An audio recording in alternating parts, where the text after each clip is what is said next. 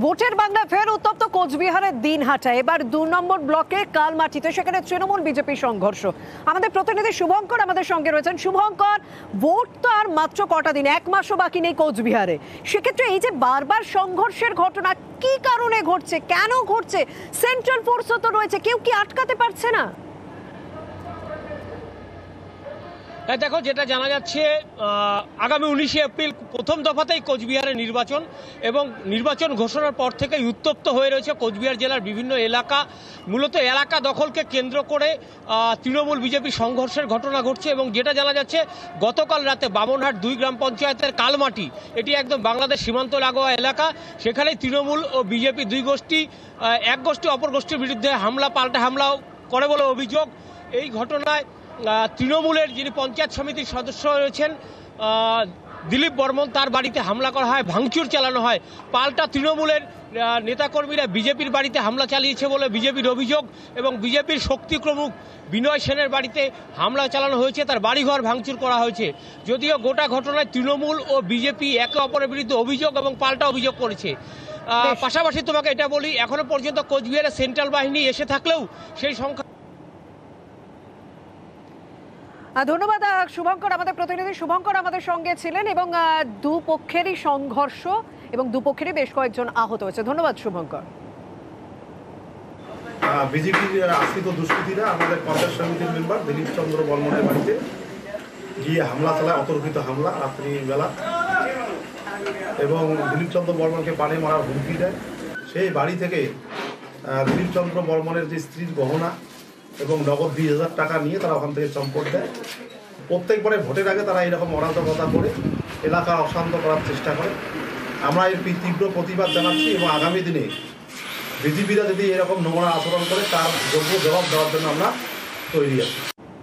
গতকালকে কালমাটিতে বীরেন সেন আমাদের কর্মী, তার বাড়িতে রাতের অন্ধকারে প্রায় রাত্রি 1টা নাগাদ তৃণমূলের কিছু দুষ্কৃতিকারী, কিছু মাতাল গুন্ডা, তারা ওই বাড়ি ভাঙচুর করেছে, লুটপাট করেছে। আসলে দিনহাটার রাজনীতিতে যতদিন এই উদয়নগুলোর মতো নোংরা লোক রাজনীতিতে থাকবে, এই ধরনের নোংরা রাজনীতি দিনহাটায় চলতে থাকবে।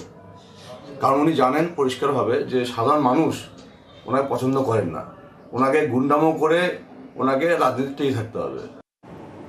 ভোটের বাংলায় মালদার হরিশ্চন্দ্রপুরেও রাজনৈতিক সংঘর্ষের খবর পাওয়া যাচ্ছে, এবং সেখানেও বিজেপি তৃণমূল সংঘর্ষ, একে অপরকে ধারালো অস্ত্রের কোপ। আমাদের প্রতিনিধি সেবক আমাদের সঙ্গে রয়েছেন। সেবক, মানে কোচবিহারে পরিস্থিতি বারবার উত্তপ্ত হচ্ছে, এবার মালদাতেও সন্ত্রাস, মালদাতেও অশান্তি।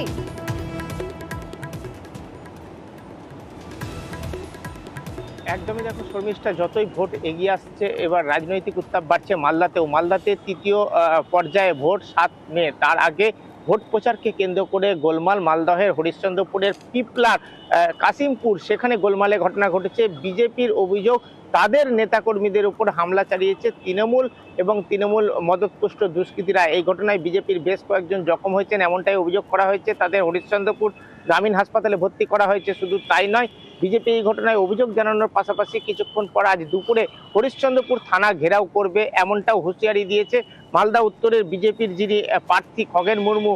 তিনি বলছেন যে এই ঘটনার পিছনে তৃণমূলযুক্ত রাজনৈতিক উদ্দেশ্যে হামলা চালানো হয়েছে। যদিও তৃণমূল অস্বীকার করছে হামলার অভিযোগ, তৃণমূলের পাল্টা দাবি এই ঘটনা জমি বিবাদ, এটা রাজনৈতিক নয়। রাজনৈতিক রং চড়িয়ে ফায়দা লোটার চেষ্টা করছে বিজেপি, কারণ বিজেপির হার নিশ্চিত। সব মিলিয়ে এই সংঘর্ষের ঘটনা এবং জখমের ঘটনা সব মিলিয়ে উত্তাপ বাড়ছে মালদহের হরিশ্চন্দ্রপুরে। আর থানা ঘেরাওয়ের হুমকিকে কেন্দ্র করে পুলিশি প্রস্তুতিও কিন্তু চরমে। ধন্যবাদ সেবক।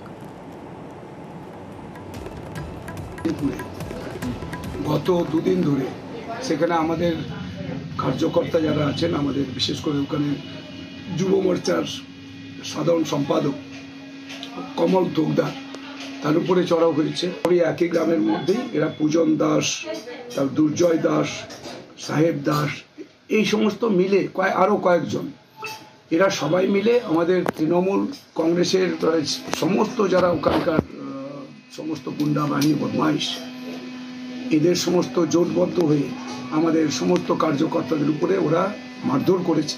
আর মানুষ এটা বুঝে কোনটা সত্যি কোনটা মিথ্যা। যতই তারা এসব থানা ঘেরাও করুক আর এ করে লাভ হবে না। মানুষ মমতাদিকে ভালোবাসে, মমতাদির কাজকে ভালোবাসে, আর মমতাদি 24 ঘন্টা সবসময় মানুষের পাশে থাকে, মানুষের কাজ করে। সেই তফাৎ।